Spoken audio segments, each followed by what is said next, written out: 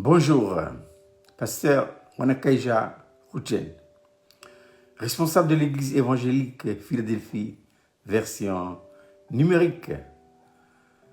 La foi d'Abraham. Abraham, on sait, c'est le père de la foi. Et si nous sommes enfants de Dieu, eh bien, nous sommes aussi des hommes et des femmes de foi. Et pourquoi? Parce que nous avons reçu la même vie qu'Abraham. Hein?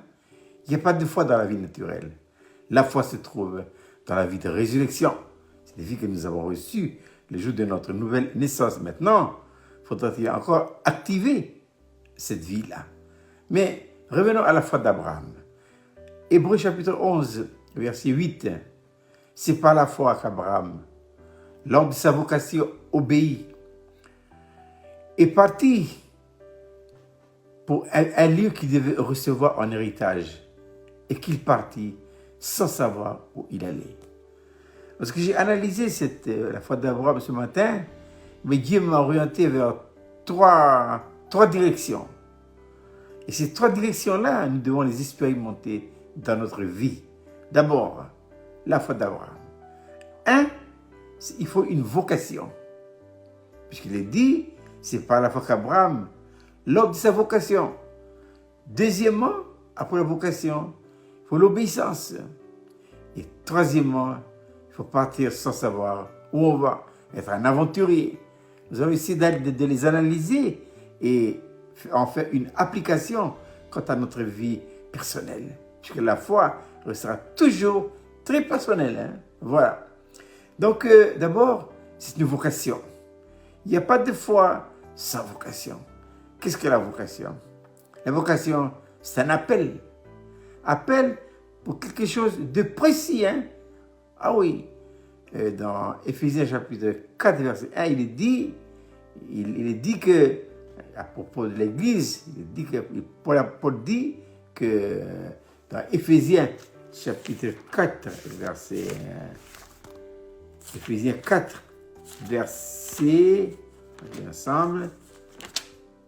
1, il dit, je vous exhorte donc, moi, le prisonnier dans le Seigneur, à marcher d'une manière digne de la vocation qui vous a été adressée. C'est Paul qui parle ici. Il avait une vocation. Mais la vocation ne s'adresse pas simplement, uniquement qu'au ministère. Tout enfant de Dieu, qui que nous soyons, tôt ou tard, nous devons recevoir une vocation. Je répète, une vocation, c'est un appel. Un appel que personnellement j'ai reçu pour faire quelque chose de précis que Dieu me demande de le faire. Et pour mon exemple, par exemple, voilà, ça me concerne moi, mais j'ai reçu une vocation pour mettre en place à l'IFU et plus précisément à Fetchaï Port-Villa le QG de l'église Philadelphie version numérique. Il faut dire c'est que lorsque Dieu nous appelle par une vocation, c'est pas facile parce que il faut la foi. Et la foi, comme disait Oswald Chambers, est à l'égard de Dieu une confiance absolue, incapable de douter de la fidélité de Dieu. Parce qu'avec la vocation, vient toujours des promesses pour nous encourager parce que c'est pas facile. Ensuite, après la vocation, c'est l'obéissance.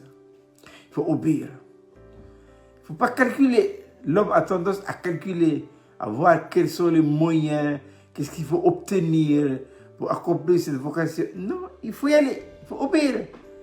Ça, c'est la foi, ça. Hein? La foi, comme je disais souvent, c'est Hébreux chapitre 11, il dit, la foi est une ferme assurance hein, des choses qu'on espère, une démonstration de celles qu'on ne voit pas. Et pour l'avoir possédé, les anciens ont obtenu un témoignage favorable. Donc, la vocation est toujours accompagnée par l'obéissance. Il faut obéir. Pas de calcul là-dedans. Il faut y aller.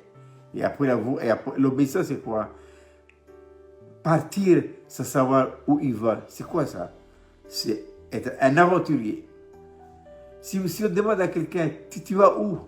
Et que la personne dit, je ne sais pas, on peut penser deux choses. Soit que cette personne, elle est folle, ou bien elle est malade. Non. Être un aventurier dans la foi, on n'est pas fou, on n'est pas malade, mais on a une vocation. On a obéi. Les gens vous traiteront de fou, de dingue. Mais c'est pas grave. Ce qui compte, c'est que j'ai reçu un appel, vocation. J'ai obéi maintenant pour accomplir ce qu'il m'a dit de faire, c'est son affaire à lui. Mais je dois faire ma part à moi. C'est quoi ma part à moi? J'ai reçu la vocation. Deuxièmement, eh bien, j'obéis. Et troisièmement, je pars. Et ça, c'est important. Et qui que nous soyons tôt ou tard, tout enfant de Dieu recevra, en ce qui le concerne, ces trois aspects-là. Hein. D'abord, la foi. Et dans cette foi-là, il y a trois choses. 1. Vocation. 2. Obéissance. Et 3. Aventurier. Alors, il ne me restait plus, quand vous souhaitez, de passer une agréable journée. Et à la prochaine.